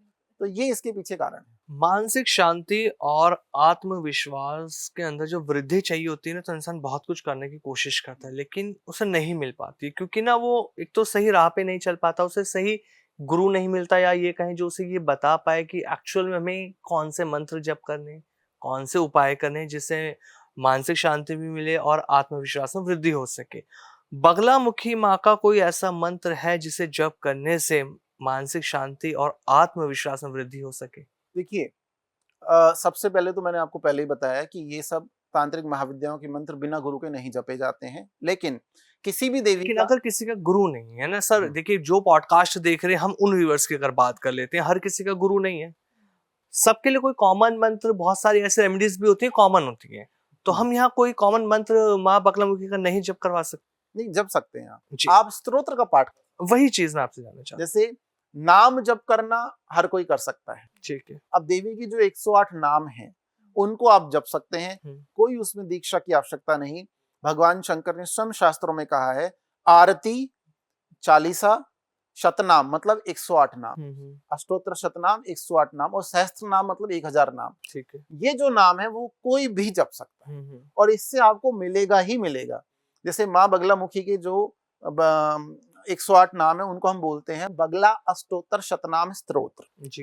ये 2 ग्रंथों में मिलता है, एक विष्णु यामल में मिलता है, एक रुद्र यामल में मिलता है। ठीक है। आप इसको नेट से भी निकाल सकते हैं, इसको कभी भी पढ़ना आप शुरू कर सकते हैं, घी का दीपक जला के, तेल का दीपक जला के, कोई समस्या नहीं है, कभी भी आप इसको सावन के महीने में पढ़ सकते हैं, सावन चल रहा है। जी अगर आप रुद्रयामल का पढ़ते हैं तो आप व्यूअर्स के लिए मैं 2 लाइनें बता देता हूं ताकि वो सर्च कर पाए कि कौन सा मंत्र है। जी ब्रह्मास्त्र रूपिणी देवी माता श्री बगलामुखी चिशक्ति ज्ञान रूपाचा ब्रह्मानंद प्रदायिनी महाविद्या महालक्ष्मी श्रीमती त्रिपुर सुंदरी भुवनेश्वरी जगन्माता पार्वती सर्वमंगला। ये रुद्रयामल तंत्र से मिला है। इसको कोई भी पढ़ सकता है, स्त्री पुरुष बच्चा कुछ भी। बच्चे पढ़ेंगे विद्या मिलेगी, बिजनेसमैन पढ़ेगा धन मिलेगा, स्त्री अगर पढ़ेगी तो सौभाग्यवर्धन होगा उसको। और विष्णु यामल से जो मिला है वो इस तरह से शुरू होता है, ओम बगला विष्णु वनिता विष्णु शंकर भामिनी बहुला वेद माता च महाविष्णु प्रसूरपी महामतस्य महाकौर्मा महावाराह रूपिणी। ये आप नेट से निकालिए, इसको पढ़िए, भगवान शंकर को शिवलिंग के सामने जाके प्रणाम करो और 1 बार पढ़ो, 7 बार पढ़ो, 11 बार पढ़ो या 27 बार पढ़ो, 54 बार पढ़ो या फिर 108 बार पढ़ो। एक दिन में आपको पता लगेगा इसका रिजल्ट। जैसे एक हमारे कोई जानने वाले हमारे बंधु थे, ऑस्ट्रेलिया में रहते थे वो, ठीक है। उनके 3 बच्चे गर्भ में ही खत्म हो गए। अच्छा। जैसे बोलते हैं 8वें महीने में होने वाले बच्चे को 8वां 7वां बच्चा, कोई क्रिया हुई प्रतिक्रिया हुई लेकिन वो बच्चे पनप नहीं पाए। जब माँ भगवती का अष्टोत्तर शतनाम स्तोत्र हमने उन्हें दिया और उन्होंने 1100 पाठ उसके फिनिश किए 11 दिन में, 100 पाठ नित्य के, तो जो चौथा बच्चा उनका हुआ आज वो 5 साल का हो गया। आप देखिए ये चमत्कार। एंड डॉक्टर वो सेइंग नहीं ये भी नहीं हो पाएगा, there is some complications, oxygen की कमी है जो भी, लेकिन वो हुआ 5 साल का और बिल्कुल तंदुरुस्त है वो। तो माई का आशीर्वाद जिसको प्राप्त हो जाए उसका कोई बाल बाका नहीं कर सकता, काल भी उसको नहीं डरा सकता, क्योंकि उसको अगर माई का आशीर्वाद प्राप्त है अर्थात उसको इनडायरेक्टली महाकाल का आशीर्वाद प्राप्त है। शिव शक्ति का यही तो सिद्धांत है ना। अगर आप शिव को पूज रहे हैं शक्ति आपसे प्रसन्न है, शक्ति को आपने पूजा शिव आपसे प्रसन्न है, और शिव शक्ति को पूजने से पूरा शिव परिवार आपसे प्रसन्न है। मैं आपको थोड़ा पॉडकास्ट में पीछे लेकर जाऊंगा। अभी थोड़ी देर पहले आप बात कर रहे थे 4 मंदिरों के आपने नाम गिनवाए थे, तो शमशान पर बनी हुई। शमशान की परिभाषा को अभी तक सही से लोगों को नहीं पता, वो एक्चुअल में उसको समझ नहीं पाते कि शमशान है क्या। शुद्ध और अशुद्ध की जब बात आती है ना, शमशान को लेकर बहुत ज्यादा कंफ्यूजन आ जाती है। लोगों का कहना है अगर हम शमशान जा रहे हैं तो वहां से आके भाई हमें नहाना है, कपड़े बदलने, क्योंकि वो अशुद्ध जगह है। लेकिन कुछ ज्योतिष ऐसे हैं, एस्ट्रोलॉजर जो बता रहे हैं कि शमशान घाट जो है वो शुद्ध है, अशुद्ध नहीं है। तो आप किस नजर से देखते हैं, जिसमें आपने 4 मंदिरों का भी नाम बताया हमें भी? देखिए शमशान घाट तो कभी अशुद्ध होता ही नहीं है, कभी अशुद्ध नहीं होता। वो तो ये कहा जाता है जब आप क्रिया में जाते हैं तो आप स्नान करें, जब आप किसी के अंतिम संस्कार में जाते हैं तो स्नान करें। शमशान एक ऐसी जगह है जहां पे एक अरबपति और एक भिखारी दोनों को समान दर्जे से देखा जाता है। लेकिन शमशान को तंत्र क्रियाओं के से भी देखा जाता है ना सर? हाँ, मैं वही एक्सप्लेन कर रहा हूँ। शमशान एक ऐसी जगह है जहाँ पे हर एक देवता का वास है। बिल्कुल। वहाँ गणपति अस्थि पिशाच के रूप में बैठे हुए हैं। वहां पे आपको घूमते हुए कुत्ते श्वान भी मिल जाएंगे, भैरव का प्रतीक है। वहां पे हर 33 कोटि देवता बैठे हुए हैं। अच्छा। क्योंकि वो मुक्ति का वो एक पोर्टल खोल देता है ना, जिसको आज एक नया वर्ड चल गया, पोर्टल खुल जाता है, मैनिफेस्टेशन। तो वो एक पोर्टल खुल जाता है, वहां से आपकी मुक्ति हो जाती है। देखिए ऐसा आपको ये समझना पड़ेगा थोड़ा सा। जब आप बोलते हैं अमृत आप बोलते हैं वाव, जब आप बोलते हैं जहर आप वहां से खिसक लेते हैं जी। तो ये शब्दों पे मत जाइए, आप व्याख्या पे मत जाइए, आप शब्दों पे मत जाइए। अगर किसी का राहु खराब है तो शमशान में जो टंकी लगी होती है पानी की, उससे 1 बोतल कांच की बोतल में पानी लाके अपने ईशान कोण में रख ले, 9 के 9 ग्रह उसके ठीक हो जाएंगे। लाल किताब का उपाय। अच्छा, तो ये अशुद्ध कैसे हो गया? और आप देखना वो पानी कभी सड़ेगा भी नहीं। भगवान शंकर तो बैठते ही शमशान में, क्यों? क्योंकि वहां परम शांति है, वहां उन्हें कोई डिस्टर्ब करने वाला नहीं है। तो जो साधना करने वाले व्यक्ति हैं, मैं सांसारिक व्यक्ति की बात ही नहीं कर रहा, अगर आप साधना मार्ग पे जाना चाहते हैं तो उन्हें पर्वतों में जाना पड़ेगा, शिखाओं में जाना पड़ेगा, कंदराओं में जाना पड़ेगा। तभी तो समस्त देवियों ने पर्वतों में गुफाओं में वास लिया। माँ वैष्णो देवी आप देख लीजिए त्रिकुटा पर्वत पे बैठी हुई है, माँ विंध्यवासिनी विंध्याचल पर्वत पे बैठी हुई है, भगवान दत्तात्रेय ने गुजरात में गिरनार पर्वत पे साधना करी, और माँ कामाख्या के पर्वत को बोलते हैं नीलांचल पर्वत। तो शमशान में परम शांति है, तंत्र से डराने की जरूरत नहीं है। आप वहां जाके, मैं तो ये बोलता हूँ अगर नवग्रह आपको ठीक भी कर रहे हैं ना, किसी शमशान के सामने से आप जा रहे हैं, प्रणाम कर लो आप बस। उसी में भगवान शंकर प्रसन्न हो जाएंगे अच्छा। केवल प्रणाम करने से। इस पॉडकास्ट के माध्यम से मैं बोलना चाहूंगा कि किसी को डरने की डराने की आवश्यकता नहीं है, जी। कोई आवश्यकता नहीं है। शमशान में जब आप किसी क्रिया के लिए जाते हैं, भाई आप देखिए जब डॉक्टर सर्जरी के लिए जा रहा है उसके बाद वो शुद्ध तो होगा ना। बिल्कुल। कोरोना में आप सबने देखा, शमशान से ज्यादा शुद्धि तो हमने कोरोना में करी अपनी। तो सही जब बात आप है। किसी क्रिया में जाते हैं ना, हाँ जी। तो उस क्रिया जब आप उस शव का दाह कर रहे हैं, दाह संस्कार कर रहे हैं, तो वो जब शव विलुप्त हो रहा है, पंच तत्वों में मिल रहा है, तो उससे हमें अशुद्धि प्राप्त ना हो, इसलिए हम गंगा जल या सोने के पानी से थोड़ा सोना मिला के उससे छींटे मारते हैं, या गंगा जल से स्नान करने का विधान। अच्छा। और स्त्रियों को बोला गया है कि बाल खोल के, स्त्रियां तो वैसे भी शमशान में नहीं जाती, लेकिन बाल खोल के नहीं जाना चाहिए। वैसे इसके पीछे का कारण क्या है? इसके पीछे कारण ये है कि स्त्रियां अगर बाल खोल के जाएं और उन्होंने कोई सुगंध या इत्र लगाया हो, तो शमशान जगा हुआ अगर हो, अर्थात अगर उसमें कोई नेगेटिव शक्तियां तो उनके साथ आ सकती है। थोड़ा बहुत नजर दोष वगैरह उनको हो जाएगा, हल्का फुल्का उनको फीवर फील हो सकता है। ऐसा नहीं है कि उनका कोई अहित हो जाएगा, अच्छा। ऐसा कुछ नहीं, ये डराने वाली बातें हैं। कहीं मैंने आपको दोबारा बोला, एक बात दोबारा मैं बोलता हूँ, आपका ईस्ट, आपके सत्कर्म और आपका प्रारब्ध, इट इज द बिगेस्ट कवचा, ये सबसे बड़ा सुरक्षा कवच है। हर किसी पे कोई तंत्र मंत्र ऐसे कोई कुछ नहीं कर सकता है, बचाने वाला वहां बैठा हुआ है। और आप भी तो किसी का नाम जपते होंगे ना, सही बात है। किसी न किसी का जपते होंगे, हम भी किसी का नाम जपते हैं। तो हमें तो पॉजिटिव रहने पे फोकस करना चाहिए। माई की आप सेवा करो, साधना करो, शंकर जी की पूजा करो। सावन चल रहा है, सावन में नमः शिवाय, ओम नमः शिवाय मंत्र के जप करो। जितने पॉजिटिव रहेंगे उतनी एंजाइटी कम होगी, अच्छी नींद आएगी, डाइजेशन आपका अच्छा होगा, पिट्यूटरी ग्लैंड, थाइमस ग्लैंड अच्छी होगी। पूरा कनेक्शन है, इट्स अ साइंस, ये साइंस है पूरा। आप देखेंगे तो शास्त्रों को अगर आप फॉलो करेंगे ना, तो आपको किसी मीडिएटर की कोई आवश्यकता नहीं। सर, कामरूप कामाख्या के बारे में बताइए। देखिए, कामरूप कामाख्या एक प्राचीन तंत्र क्षेत्र है। अंग्रेज, एक ही ऐसा गांव था भारतवर्ष में जहां पर जो मुगल शासक जो आए थे वो कंट्रोल नहीं कर पाए उस पे, उसको कैप्चर नहीं कर पाए, ब्रिटिशर्स भी कैप्चर नहीं कर पाए। उसको बोलते हैं मयोंग गांव। आपने सुना भी होगा इसके बारे में। मयोंग गांव भैरवियों का गढ़ है, मतलब स्त्री तांत्रिक वहां पाई जाती है। इतनी बड़ी बड़ी साधना सिद्धियां उनके पास है। जब वहां पे मुगल कालीन शासक जब उन पे आक्रमण करने आए तो तंत्र से उन्होंने दीवार खड़ी कर दी और आज तक उसको कोई कैप्चर नहीं कर पाया। कामाख्या से 60 किलोमीटर के आसपास मयोंग गांव पड़ता है। तो वो पूरा नीलांचल जो कामरूप क्षेत्र है वो षटकर्मों का क्षेत्र है, लेकिन वहां 10 की 10 महाविद्याओं के मंदिर हैं। कामाख्या के ऊपर आप जाएंगे तो माँ बगलामुखी का मंदिर है, धुआंवती तारा का मंदिर है। तो अपने आप में जागृत क्षेत्र है, वो बहुत जागृत है। वहां जाकर आप जो भी मन्नत मांगेंगे, आपने कामाख्या मंदिर का नाम सुना है, बगलामुखी मंदिर का नाम सुना, आप जाकर तो देखो एक बार। जैसे मुझे लगता था वृंदावन जाऊं कि ना जाऊं, फिर मैंने जाके देखा तो मुझे आनंद आया। तो आप जाकर देखो वहां पर एक बार। अगर आप वहां जाकर देखेंगे तो आपको पता लगेगा that we have wasted so many years of our life, हमें बहुत पहले आ जाना चाहिए। अच्छा। आप जाकर देखिए वहां पे। सर, जैसे कि अभी हम बात कर रहे थे, 10 महाविद्याओं की बात कर रहे थे, तो जब 10 महाविद्याओं का नाम आता है तो उसको सीधा सीधा तंत्र से जोड़ दिया जाता है। जब 10 महाविद्याओं की बात चल रही होती है, एक इमेज बन जाती है दिमाग में कि यहाँ पर तंत्र की ही बात हो रही होगी, तंत्र विद्या का ही जिक्र हो रहा होगा। तो क्या जो 10 महाविद्याएं हैं वो सिर्फ तंत्र से ही जुड़ी हुई हैं या कोई सात्विक उनका भी दृष्टिकोण है? देखिए, सबसे पहले अभी आप ये देखिए तंत्र है क्या, कहाँ से आया है तंत्र।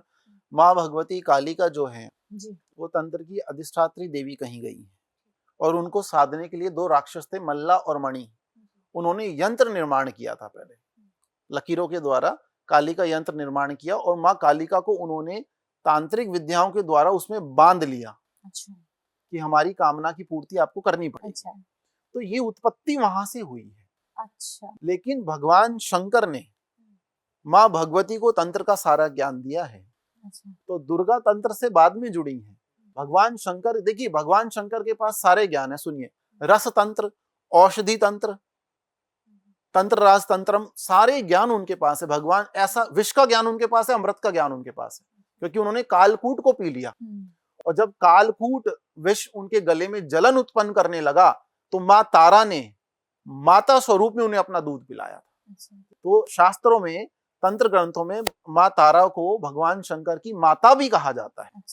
तो आप ये जानिए कि दुर्गा माँ भगवती को तंत्र का ज्ञान, कि शंकर जी ने बताया कि भगवती सब कुछ आपके अंदर है, मैं उसको रिपीट कर रहा हूं एक बार आपके। और वो मच्छिंद्र नाथ ने सुना, नाथ संप्रदाय के जो गुरु थे, उन्होंने फिर वो संसार में उस तंत्र ज्ञान को लेकर आए। तंत्र ज्ञान किस लिए चला था? देखिए, जो पेशेंट्स होते हैं, मरीज होते हैं, उनकी बीमारियों को दूर करने के लिए, अच्छा, है ना, और दूसरा लोगों की दरिद्रता दूर करने के लिए। लेकिन आज अगर आप इस सृष्टि में, कलयुग में भी देखें कि एक छोटी सी गोली भी बनाई गई है तो उसका सदुपयोग भी कर रहे हैं लोग, दुरुपयोग भी कर रहे हैं। तो ये हमारे ऊपर है, हम उसको कैसे लेते हैं। सात्विक तंत्र को आप लेकर चलेंगे तो उसमें आपको योग और भोग दोनों मिलेगा। शास्त्र बोलते हैं देवी की साधना था, सुंदरी की साधना, त्रिपुर महासुंदरी, शास्त्र में लिखा है सुंदरी की साधना योग और भोग दोनों प्रदान करती है। भोग किसे नहीं चाहिए, और एक टाइम पे फिर आपको आत्मिक शांति, योग भी चाहिए। उसी शांति को ढूंढने के लिए सिटी वाले लोग कहाँ जाते हैं? हिमाचल चले जाते हैं कभी कभी। जैसे अगर वीकेंड पे छुट्टियां पड़ गई तो हम बहुत खुश हो जाते हैं कि चलो वहां जाएं। तो मेरा कहने का मतलब ये है, तंत्र से डरने की आवश्यकता नहीं है। ये भगवान शंकर और माता पार्वती के बीच का कम्युनिकेशन है, संवाद है। और तंत्र का मतलब है easy way to get the goddess, easy way to get the Shankar, that's it. इसके अलावा कुछ नहीं है। तांत्रिक क्रियाएं कोई ऐसी नहीं होती कि आपने किया और आपने देवता को मूर्ख बना दिया, उसने सब दे दिया आपको। अच्छा, जैसे कुछ लोग बोलते हैं शनिदेव के मंदिर में दीपक जला के आइए, शनिदेव आपको 7.5 से बचा लेंगे। बिल्कुल तो शनिदेव तो परम ज्ञानी है, उनको तो आपका सारा लेखा जोखा पता है कि आप क्या करके आए हैं। वहां आप अपनी माता के चरण स्पर्श नहीं कर रहे हैं, उनका अपमान कर रहे हैं, यहाँ आप दीपक जला रहे हैं। तो तंत्र साधना का एक मार्ग है, देवत्व को या शक्ति को जानने के लिए। ये अहित करने वाला मार्ग नहीं है। आप किसी का तंत्र के द्वारा अहित करते हैं तो आप अपना अहित पहले ही लिखवा लेते हैं। तो आपको हमेशा पॉजिटिविटी की तरफ जाना चाहिए। और तंत्र का ज्ञान इसलिए दिया गया भगवान शंकर ने माता पार्वती को, ताकि लोक कल्याण हो सके। सर कुछ उपाय आपसे जानने हैं। बहुत से मार्केट में भी आप देख रहे होंगे ना, लोगों को पैसे की प्रॉब्लम के लिए बहुत ज्यादा रेमेडीज तरह तरह की बताई जा रही है। कोई बताता है स्विच वर्ड बोल दो तो पैसा आएगा, आप ये कर दो तो पैसा आएगा। हम सीधा बात करेंगे आज बगलामुखी माँ के कौन से उपाय करें जिनसे अगर पैसे की समस्या किसी के साथ हो, इतना पैसा छूमंतर हो जाए। अगर आपको मिल जाएगा उसका करोगे क्या आप? सर देखिए, जरूरतें हैं लोगों की, परेशानियां हैं लोगों के साथ, ठीक है, और सही जगह पे भी इस्तेमाल लोग करते हैं। देखिए ऐसा बोला गया है साधना भी करनी है तो आपको एक दीपक जलाना पड़ता है, उसके लिए भी धन की आवश्यकता है। बिल्कुल मतलब छोटी छोटी जरूरतों के लिए भी धन की आवश्यकता है। True sir. अपने जीवन को चलाने के लिए धन की आवश्यकता है। धन का क्षेत्र माता लक्ष्मी के पास है, कुबेर उसकी रक्षा करते हैं, लेकिन माता लक्ष्मी भगवान शंकर से आदेश प्राप्त करके धन देती है। अच्छा, आप ये देखिए, तो धन के लिए अगर आपको संस्कृत का ज्ञान है, मैं हर तरह की रेमेडी बता देता हूँ आपको। बिल्कुल सर। अगर आपको संस्कृत का ज्ञान है तो आप श्री सूक्त का पाठ करें। माता भगवती को 16 श्लोकों का एक स्तोत्र है जिसको हम श्री सूक्त बोलते हैं, आप उसका पाठ करें, उससे आपको धन की प्राप्ति होगी। दूसरा, मैं आपको पहले ही बता चुका हूं कि गन्ने का रस अगर आप शिवलिंग पे अर्पण करते हैं शुक्रवार के दिन तो आपको धन की प्राप्ति होगी। ठीक है, अब मैं भी आपको बता सकता हूं कि आप ये शुक्र पर्व पे हथेली पे ये लिख लीजिए, यहाँ पे ये लिख लीजिए, ये भी काफी मतलब ABCD पूरा लिख लो A to Z। ठीक है, 1 2 3 4 5 6। लेकिन मेरे पास 15 साल से ऐसे केसेस आते हैं कि पंडित जी मैंने पूरा हाथ रंग लिया, कुछ नहीं हुआ। लेकिन मेरे हाथ में जो 500 का नोट था वो भी रंग गया, लेकिन कुछ नहीं आया मेरे पास। सही बात। अगर ये काम करते हैं सारे उपाय, लेकिन अगर आपका शुक्र या प्रारब्ध जन्म पत्रिका में बहुत ज्यादा खराब है, शनि की ढैया 7.5 चल रही है, अभी जैसे वृश्चिक पे चल रही है और कर्क पे चल रही है, तो ये जो उपाय हैं गौण रह जाते हैं, ये काम नहीं आते। फिर तो आपको कोई महा उपाय करना पड़ेगा। अब आज आप महा उपाय सुन लीजिए, मुझे लगता नहीं किसी ने यूट्यूब पे बताया होगा। एक बार अगर आपने वो कर लिया, सावन में कर लो या अपने जन्मदिन पे कर लो, या सावन में आप कभी भी कर सकते हो। आपको एक दिन चुन लीजिए शनिवार को, उस दिन आप चींटियों को आटे में शक्कर मिला के उनके बिलों पे छिड़काव कर दें। अच्छा, ठीक है, अगले दिन समय मिले तो मछलियों को आप थोड़ा सा आटा डाल दीजिए। उसके अगले दिन, 7 दिन का है बस ये। अच्छा, उसके अगले दिन पक्षियों को दाना डाल दीजिए। ठीक है। अगले दिन गौ माता को आप भोजन करा दीजिए। अगले दिन डॉग्स को, श्वान को दूध पिला दीजिए। ठीक है, 5 हो गए। छठे और 7वें दिन आपको क्या करना है, छठे दिन शिवालय में जाओ वापस। अच्छा, ठीक है, शिवालय में गंगा जल चढ़ा दीजिए। ठीक है। 5 दिन हो गए, और 7वें दिन गौर करना, अगर आपके माता पिता सशरीर आपके साथ रहते हैं तो आप उनके चरण धोकर उस पानी से तिलक लगा लीजिए। अगर आप ये कर लेते हैं, so that is the insurance कि आपकी पुश्तों को धन मिलेगा, पीढ़ी दर पीढ़ी धन मिलेगा आपको। अगर माता पिता आपके साथ नहीं है, सशरीर नहीं है, तो फिर आप ये उपाय करने में थोड़ी सी आपको समस्या होगी। अगर छोटे उपायों की तरफ जाना चाहते हैं, आपको लगता है बहुत ज्यादा लोड हो जाएगा मेरे ऊपर, ये मैं नहीं कर पाऊंगा, या मेरे क्षेत्र में ये सब उपलब्ध नहीं है, अपराजिता का फूल उगा लीजिए आप अपने, अच्छा, और उसको नित्य एक फूल को भगवान शंकर को अर्पित करना शुरू कर दीजिए। ये भी नहीं करना चाहते, आप चाहते हैं मेरा नेम, फेम, मनी, अट्रैक्शन सब बढ़े, और मेरा 10 रुपए का भी खर्चा ना हो क्योंकि मुझे ऑफिस भी जाना है, मैं कब करूंगा ये सब। दूध और गंगा जल दोनों को मिलाइए, फ्रिज में रख दीजिए, and use that like a skin toner. अच्छा। She is happy now. So एक कॉटन से दूध, चंद्रमा और शुक्र, गुलाब जल दोनों को मिक्स करके आप लगाइए, थोड़ा थोड़ा लगा लीजिए। अगर आप ये भी नहीं करना चाहते हैं तो आप एक जग ले लीजिए, कांच वाला जग होना चाहिए, ग्लास का जग होना चाहिए। एक पेपर ले लीजिए, पेपर पे आप एफिनिटी का साइन बना दीजिए, जैसे 8 हम बनाते हैं उसको हम ऐसे घुमा दें तो वो एफिनिटी साइन बन जाता है इस तरह से, ठीक है। उसमें अपनी विश लिख दीजिए, रेड पेन से लिखना है, विश लिख दीजिए, और उसके नीचे अपनी डेट ऑफ बर्थ लिख दो आप। जैसे आपकी डेट ऑफ बर्थ 13, 12, 19, 79 जो भी है, आपने वो लिख दी, उस पेपर को रख दीजिए, और उसके ऊपर उस जग को पानी भर के उस जग को रख दीजिए। Are you understanding what I am saying? उस पेपर पे एफिनिटी साइन बनाया, ऊपर अपना नाम लिखा, उसके बाद आपने अपनी विश लिखी, एक वर्ड में लिखनी है, money, protection, attraction, cash, marriage, इस तरह से लिखनी है। और उसके नीचे आप क्या लिखेंगे? अपना डेट ऑफ बर्थ। मतलब आप पोर्टल खोल रहे हैं अब। हम भी पोर्टल खोल लेते हैं जब यूनिवर्स का लॉइन गेट खोल रहे हैं हम। ठीक। और उसको आप पूरे रात अपने सिरहाने के पास ड्रॉअर पर कहीं भी उस पेपर को रखिए, उस जग को खुला रख दीजिए। अगले दिन आप उस पानी को पूरे दिन पियो, आप देखो your personality will be like magnet, और पैसा बोल देता हूं मैं, खींचना शुरू कर दोगे आप। ग्रेट। पैसा इतना जबरदस्त आपके पास आएगा कि आप बोलेंगे भाई अब तो मशीन लगवानी पड़ेगी पैसा। करोड़पति बन जाए। करोड़पति, देखिए बहुत अरबपति सोचो, आप करोड़पति क्यों सोचते हैं? मतलब आपको नोटों की मशीन लगानी पड़ जाएगी।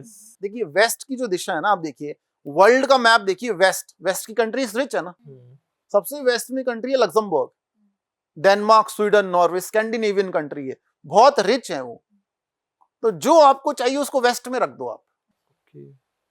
धन चाहिए आपको, 500 का नोट फ्रेम करवा के और उस पे नीचे अपना नाम लिख के फिर फ्रेम करा के वेस्ट में लगा दो। आप देखो धन कैसे दनादन आपके पास आता है। ये सब उपाय हम करके बैठे हैं। जी जी जी जी। Tried and tested.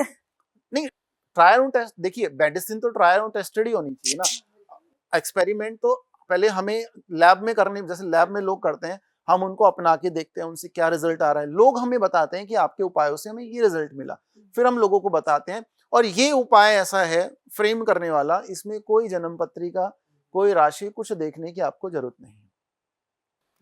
तो सर ये पॉडकास्ट हमने बहुत अच्छा आपसे समझा, माँ बगलामुखी के बारे में आपसे समझा, और कामाख्या माँ के बारे में भी समझा, रेमेडीज आप बता ही रहे हैं। एक रेमेडी आपसे मैं और जानना चाहूंगी, थोड़ा स्ट्रेस के बारे में बताइए।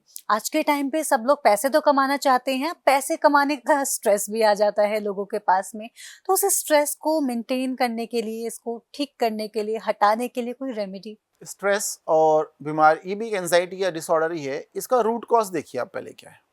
रूट कॉज ये है कि आज ये आधुनिक वातावरण में हमने लेट सोना शुरू कर दिया है।